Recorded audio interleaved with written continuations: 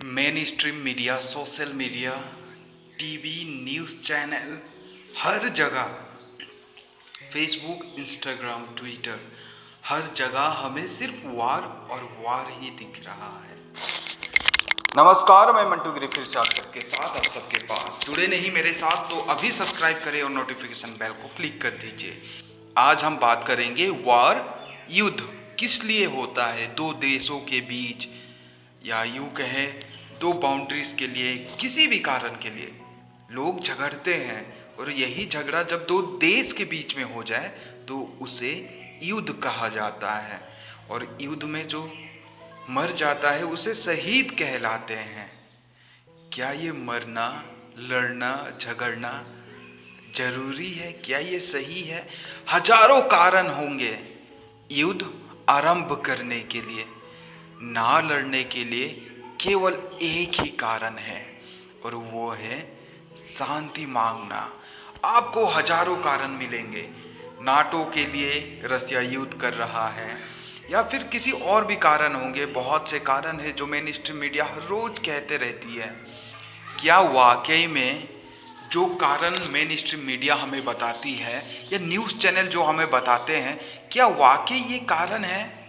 क्या रसिया के पास किसी चीज की कमी थी जो उसे यूक्रेन जैसी देश के साथ हमला करना पड़ा, उसे कब्जा करना पड़ रहा है? तो ना लड़ने के लिए केवल एक ही कारण है, ना लड़ना। और कोई कारण नहीं चाहिए। लेकिन युद्ध करने के लिए, वार करने के लिए आपको बहुत सारे कारण की जरूरत पड़ेगी।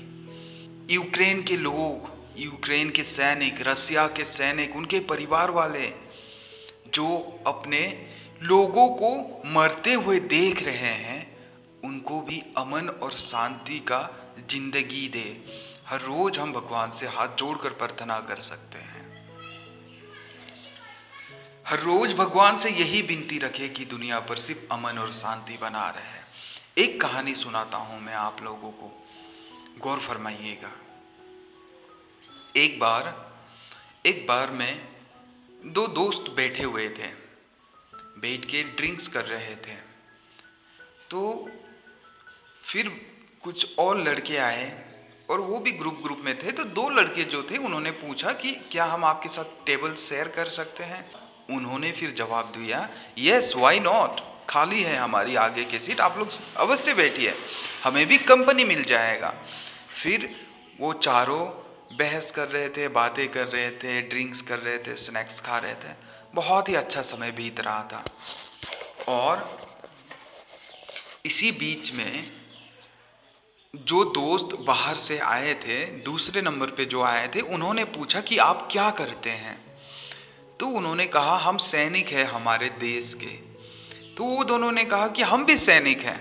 तो वो दो जो बाद में आए थे उन्होंने कहा कि हम आपके पड़ोसी देश के सैनिक हैं, हम यहाँ टूरिस्ट वीजा पे आए हैं और आपके देश का भ्रमण कर रहे हैं, बहुत ही सुंदर है आपका देश। उन्होंने फिर से चैस किया और फिर ड्रिंक्स लेने लगे। फिर कुछ दिन बाद, कुछ महीनों बाद, या यूं कहे कुछ सालों बाद, ये दोनों देशों में युद्ध छिड़ गया, वार हो गया। और जब वार हो रहा था तभी ये दो दोस्त जो अभी बैठ के दूसरे वाले दोस्तों के साथ अपना ड्रिंक्स शेयर कर रहे थे, यही दो दोस्त अपने वो दोस्त जिन लोगों के साथ ये ड्रिंक्स शेयर कर रहे थे, उनके साथ इनका आमना सामना हो गया। दोनों ही एक दूसरे को देख चक्का बक्का हो गए। तो ये सिचुएशन है। कोई सैनिक नहीं चाहता, कोई इंसान पर्टिकुलरली नहीं चाहता कि हम किसी को मारे या खुद मरे।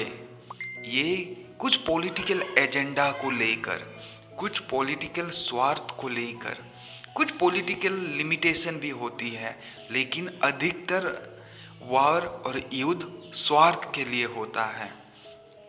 वो जो चारों जो दोस्त थे कुछ साल पहले एक साथ एक टेबल पर बैठकर ड्रिंक शेयर कर रहे थे और अपनी मन की बातें कर रहे थे, वो आज एक दूसरे के विरोध बंदूक लेकर खड़े हैं और एक दूसरे को मारने के लिए उतावला है। क्या यही इंसानियत है? नहीं।